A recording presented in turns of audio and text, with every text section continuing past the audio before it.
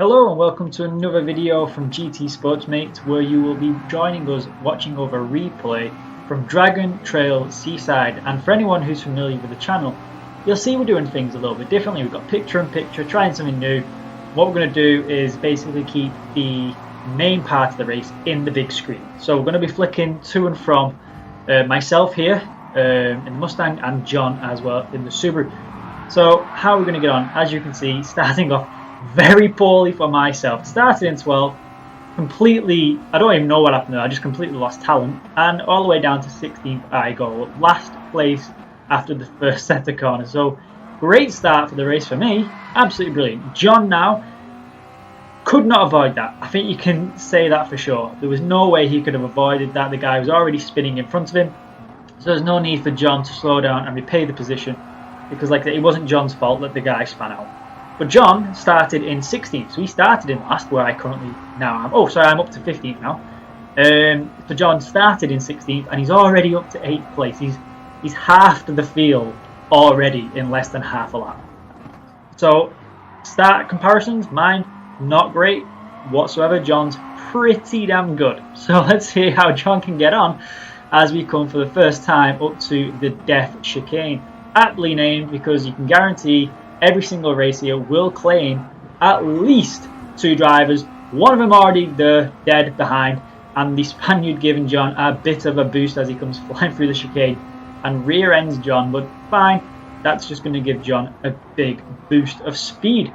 Now, the Subaru, we're all pretty familiar with this car, superb in the corners, absolutely superb in the corners, lacks top end. So slipstreaming will be absolutely key here for John. He's got to stay within slipstream territory, otherwise he could start dropping off the pace from some of these faster cars. Now my car, looking in the top corner, as John is looking to make a move around the outside in the chicane. Beautifully done, going up into 6th place. That was beautifully done, absolutely beautifully done. So yeah, the Subaru great in the corners, not great in the straight line. Myself in the Mustang, the complete opposite. Very, very quick in a straight line. Shockingly bad. Well, I think it's bad in the corners. It's nothing compared to the Subaru, my opinion. You may have a different opinion, but it does suffer in comparison. Now we're going to switch over to myself here in 13th, as we're going to come through the S's of this track, if you will. Not a particularly great part for my car. As I said, it's not great in the corners, but somehow doing a decent job and looking to make a move and possibly even threading the needle as we go past now and go up a couple of positions from, what was I, in 13th to 11th, so up 2 positions there, looking maybe to even go 10th. Now the angle I was on wasn't great, I had to really slow down to make that work. Almost lost position there as well, but luckily no one got wiped out, and that is the key thing.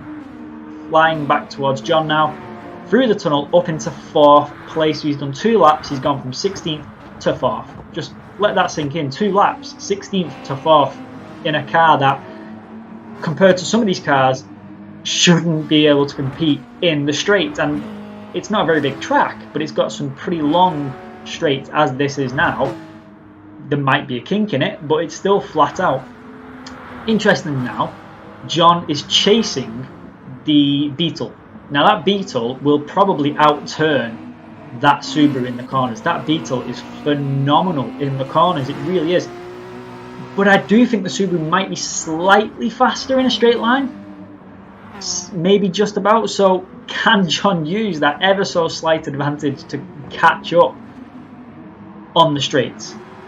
It's going to be difficult. As you can see, he's basically got to, well, he's semi-defensive and kind of semi-offensive as well. He can't really commit either or. He's got to defend his place against that Porsche. That Porsche is no joke. It's very good in the corners, very good in the straight line. It will be quicker in the straight line over the Subaru. But he also can't just back off and defend. He's got to really put his foot down to try and catch up to that Beetle. So it's going to be interesting as we are now on the 3rd or 4th lap. One more lap to go as both John and the Porsche get 4-wheel drifts going on there. That was pretty impressive. That was pretty fun to see. Almost simultaneously drifting around the corner. Pretty fun actually. Yeah, so well done to both of them. Through the dash came one more time. Anyone gonna die? No. The Spaniard did hit the wall pretty hard, but no deaths. We're through and we're clear. as myself, as you can see, coming through the top corner there. Will anybody die this time? No, but the Spaniard, the other Spaniard gets in very sideways. Avoided the wall, but still got very sideways and lost a lot of speed. Actually, you can see the gap that's just opened up there in the top corner. Anyway, back to the main part of this race, which is currently still John. I've kept it mostly on him because he's basically battling a lot more than I am. And as you can see, he is in 5th place. So the Porsche has managed to come past using the advantage of the speed. How are we going to get around as we come around the chicane? It looks like John is going to get... Yep. Oh, wait. So, okay. So, yeah. What happened there? It kind of looked like John almost pushed somebody off track. Now, please go back and have a look.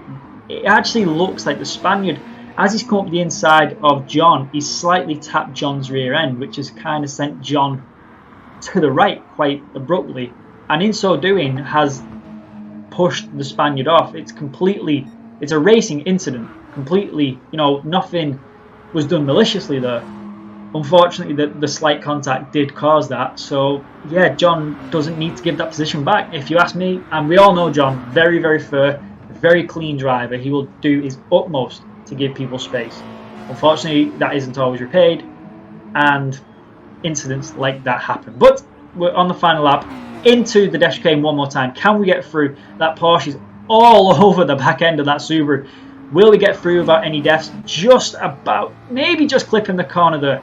Jumping to myself now, as it is the last lap, we're going to have a look, coming through the dash chicane. Will I get through? Will the guy in front get through? He's always going to... Oh, I tell you, skin of our teeth. Skin of our teeth, we got through there then.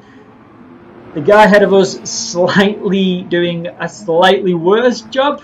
I don't want to say he did a bad job. He got through without dying. But I think I just pulled it off a little bit better there. And up into 6th we go. So from starting in 12th for myself, spinning on lap 1, ended up in 16th and finishing in 6th place. John in 5th by not very much. There was barely anything between the Porsche and the Subaru. In fact, there we go. That just the 1 or 2 mile an hour more on that Porsche, and that's why John has dropped down to 5th. But I think to race like that was unbelievable. So anyway, that's all from us this week. Please give us a like and a subscribe and a comment, and we will see you all next time.